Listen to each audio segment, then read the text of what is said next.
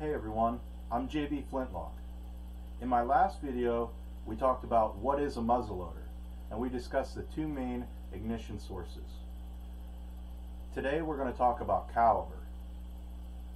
This is the second video in my winter project on muzzleloader education. If you have any questions, you can always contact me via my website, www.jbflintlock.com.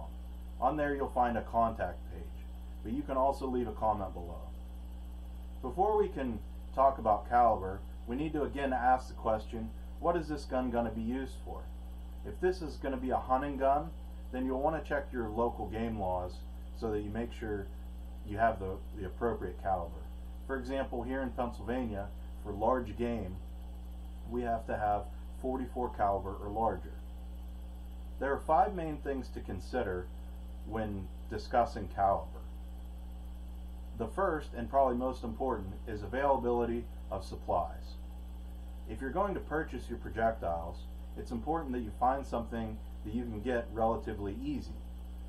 If you're going to cast your own projectiles, then that really opens the possibilities up of what caliber you can choose. The next thing to consider is cost per round. As the size of the projectile goes up, so then the amount of lead required to create that projectile, and the cost then goes up. So if you're shooting a lot, like in competitive shooting, it can get quite expensive if you're shooting a really large caliber. The third thing to consider is knockdown power.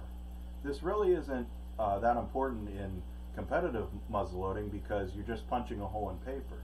But if you're hunting, then knockdown power is something to definitely consider. Typically, a larger caliber has a little bit more knockdown power. Now obviously this is a little bit dependent on your powder charge, but we're going to cover that in a later video. The next thing to consider is recoil. Larger calibers tend to carry with it more recoil. And if you're shooting a lot, like say in competitive muzzleloading shooting, where I might shoot 100 shots in a weekend, my shoulder would get really fatigued if I was shooting something with a lot of recoil.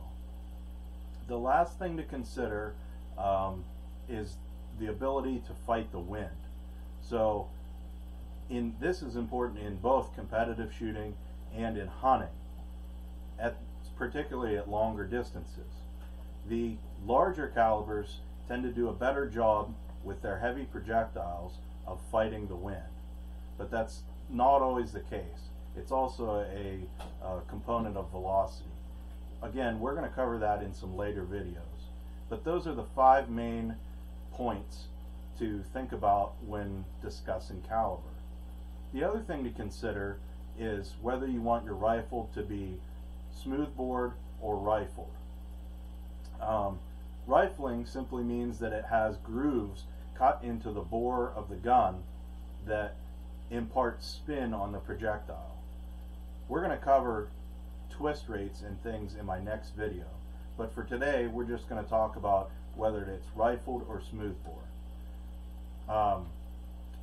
Rifling acts like it imparts spin on the projectile, much like a football with a nice tight spiral, is able to fly through the air better than one that's wobbly. But anyhow, smoothbore is simply like the name suggests. It's smooth inside. It has nothing that imparts any stabilization to the projectile. One of the benefits to smoothbore is you have the ability to shoot a single projectile, or you can shoot shot, much like in a shotgun. So I hope that you found this video informative, and I encourage you to share it and subscribe to my channel so you can keep up with all of my latest content. As always, thank you and safe shooting.